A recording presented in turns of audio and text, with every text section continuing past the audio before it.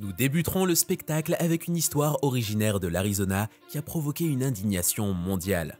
Une vidéo a fait surface sur YouTube ce week-end, et elle est difficile à regarder. Les scientifiques ont toujours été captivés par le Grand Canyon en raison de sa beauté à couper le souffle et de ses formations rocheuses intrigantes. Cependant, le journaliste américain Peter Doocy a révélé des détails spécifiques qui ont plongé la communauté archéologique dans la perplexité, remettant en question ce que l'on croyait précédemment savoir sur le canyon. On ne peut s'empêcher de se demander si cela pourrait être un signe avant-coureur. Seuls les plus courageux oseront revenir en arrière pour découvrir ce qui a mal tourné. En 1540, García López de Cárdenas a dirigé une expédition espagnole qui allait marquer l'histoire du Grand Canyon. Leur objectif initial était de découvrir les légendaires 7 cités d'or. Cependant, ils ont découvert une merveille naturelle à la place. Malgré leur excitation, Cárdenas et son équipe n'ont pas pu progresser plus profondément dans le canyon en raison de son terrain accidenté. Bien que leur mission principale ait échoué, ils ont tout de même découvert 2 caractéristiques impressionnantes. L'une d'entre elles est la Grande Discordance, qui illustre le contraste frappant entre les roches anciennes datant de près de 2 milliards d'années et les roches plus jeunes qui les surplombent dans la gorge intérieure. Et l'autre est le Saint Graal, également connu sous le nom de schiste de Vishnu, une formation rocheuse vieille de plus de 1,7 milliard d'années, témoignant de l'évolution du canyon et de l'influence durable des forces naturelles sur son paysage. Néanmoins, le Grand Canyon renferme bien plus que ces 2 caractéristiques remarquables. Au début des années 1900, le président Roosevelt, un passionné de la nature, a signé une législation désignant le Grand Canyon comme un monument national, rendant l'accès plus difficile aux visiteurs. Cette décision a suscité de vifs débats et a attiré l'attention de G.E. Kincaid. Kincaid, un jeune explorateur animé par la curiosité et la passion de la découverte, a rapidement compris l'impact potentiel des futures restrictions sur l'exploration et l'éducation liées au Grand Canyon. En effet, il a fait preuve du courage nécessaire pour s'aventurer profondément dans le canyon afin de documenter ses découvertes avant que les limitations ne soient mises en place.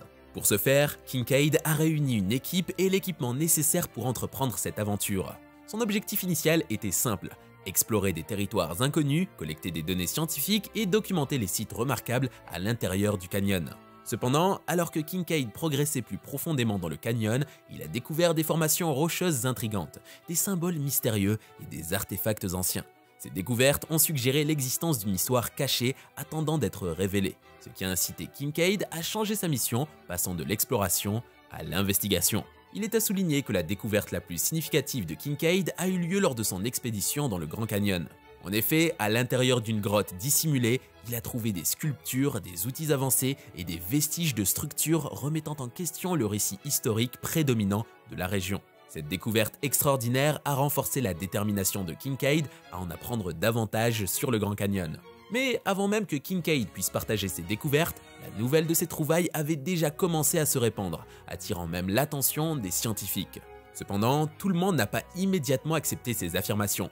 Malgré le scepticisme, Kincaid a persévéré dans la recherche de preuves supplémentaires et le développement de ses théories. De plus, Kincaid a sollicité l'aide du chercheur collègue S.A. Jordan, et ensemble, ils ont fait des découvertes cruciales qui ont éclairé les anciennes cultures qui ont autrefois habité la région. Et parmi leurs découvertes intrigantes, on a trouvé des preuves d'espaces spacieux à l'intérieur du site archéologique qui semblaient être conçus pour des repas communautaires. Ces zones présentaient des éléments architecturaux distinctifs tels que de vastes surfaces plates pouvant servir de table ou de zones de préparation des aliments. D'ailleurs, les chercheurs ont également identifié des signes de stockage de nourriture et d'élimination des déchets, corroborant ainsi avec la théorie des repas communautaires.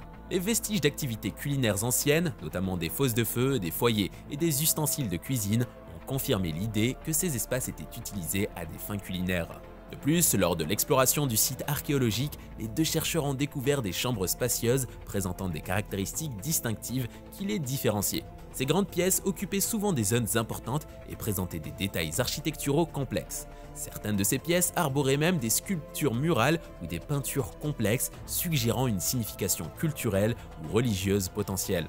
Il y a plus d'1 siècle, Kincaid a entrepris son expédition au Grand Canyon. Depuis lors, les avancées en sciences et en technologie ont permis à davantage d'experts d'explorer les profondeurs du canyon.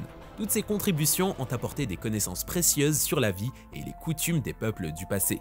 À travers ces expéditions, de nombreuses légendes et mythes ont vu le jour, dont 2 sont particulièrement intrigantes. En revanche, un mythe persistant associé au Grand Canyon suggère que les dinosaures habitaient autrefois son paysage accidenté.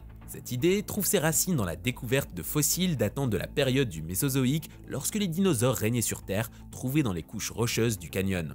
Cependant, il est important de noter que ces fossiles appartiennent principalement à des créatures marines, telles que des poissons, des reptiles, des acariens et des mammifères marins. Bien que ces fossiles fournissent des informations sur les anciens écosystèmes marins, ils ne constituent pas de preuve de la présence de dinosaures terrestres dans la région. De plus, les dinosaures ont disparu il y a environ 65 millions d'années, tandis que le Grand Canyon a commencé à se former il y a environ 5 à 6 millions d'années. Par conséquent, l'idée que les dinosaures errent encore dans le Grand Canyon manque de soutien scientifique et relève davantage de la fiction que de la réalité.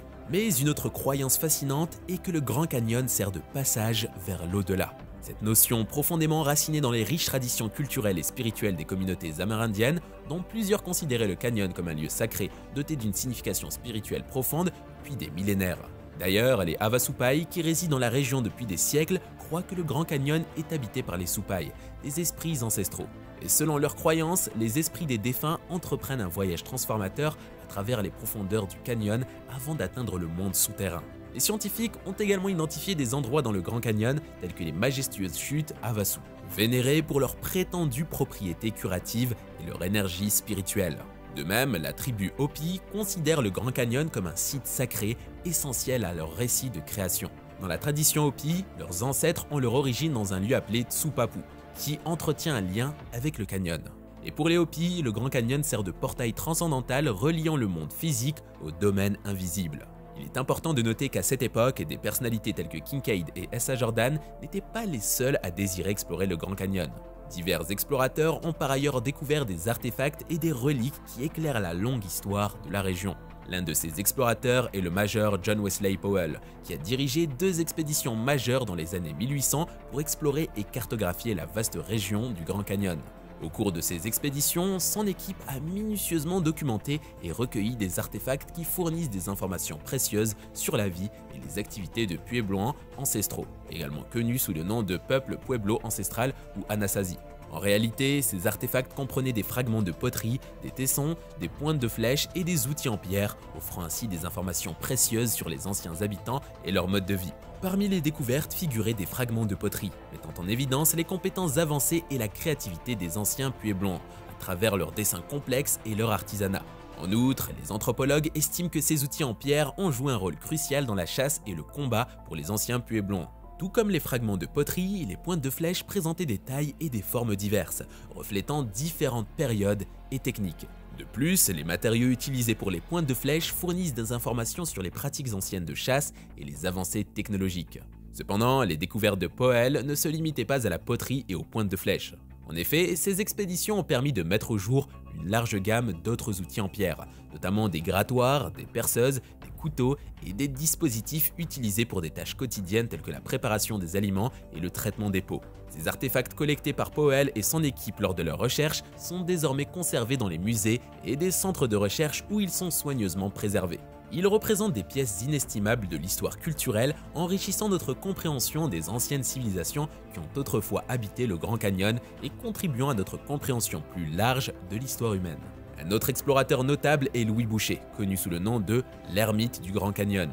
Boucher avait un profond intérêt pour le Grand Canyon et a consacré sa vie au début du XXe siècle à son exploration. Cependant, Boucher a adopté une approche distincte de l'exploration du Grand Canyon par rapport à ses prédécesseurs. Il a réalisé cela en choisissant de vivre en solitaire au fond du canyon, loin des autres individus. Son mode de vie unique et ses interactions avec les premiers touristes et explorateurs lui ont conféré une connaissance approfondie de l'environnement exigeant du canyon et des défis auxquels les gens étaient confrontés en s'aventurant profondément en son sein. Les visiteurs du Grand Canyon étaient fascinés par la décision de Boucher de mener une vie d'ermite là-bas. Sa longue barbe en désordre et son apparence vieillie ne faisaient qu'accentuer son aura de mystère.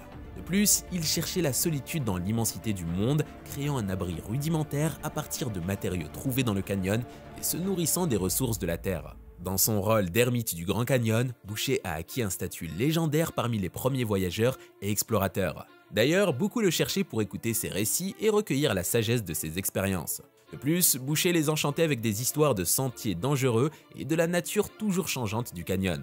La curiosité à propos de sa vie d'ermite attirait les gens, et ceux qui osaient s'aventurer dans le canyon lui fournissaient assistance et compagnie.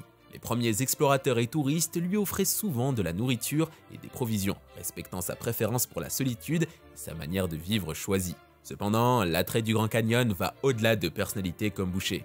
Les anciennes œuvres d'art rupestres amérindiennes ornant les parois vieillies du canyon témoignent de sa signification unique et de son histoire étendue. Les croyances spirituelles, les traditions culturelles et les routines quotidiennes des communautés amérindiennes sont mises en lumière à travers l'art rupestre du Grand Canyon. Ces représentations complexes sur les parois du canyon, créées par la taille, la sculpture ou la peinture, transmettent des significations profondes et racontent des histoires captivantes du passé. Naturellement, les entités spirituelles ou surnaturelles occupent fréquemment une place importante dans cet art rupestre, soulignant la foi profonde de la tribu en un royaume spirituel qui avait une importance immense dans leur vie quotidienne et leurs pratiques religieuses. En plus des images d'animaux, l'art rupestre montre souvent le soleil, les phases de la lune et les motifs des étoiles. Il occupe une place centrale pour montrer que la tribu est consciente et observe les étoiles. La profonde connexion de la tribu avec les rythmes naturels du monde est illustrée par la manière dont ces symboles célestes sont liés aux saisons, aux cycles agricoles et aux rituels. Et vous, avez-vous déjà eu la chance de visiter le Grand Canyon ?